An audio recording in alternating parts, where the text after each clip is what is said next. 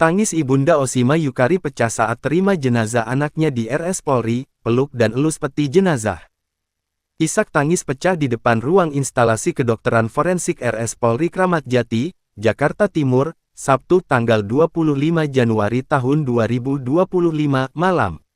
Ima Susanti, ibunda dari Oshima Yukari yang merupakan salah satu korban kebakaran Glodok Plaza, tak kuasa menahan duka saat melihat peti jenazah anaknya untuk pertama kalinya. Momen memilukan ini terjadi setelah Ima menerima surat penyerahan jenazah dari pihak rumah sakit. Peti jenazah berwarna coklat dengan tulisan Oshima Yukari dan kode identifikasi PMJGLODOK 0004 perlahan didorong keluar oleh 3 petugas medis. Air mata Ima terus mengalir pada momen tersebut. Ia terlihat lemas, kedua tangannya menggenggam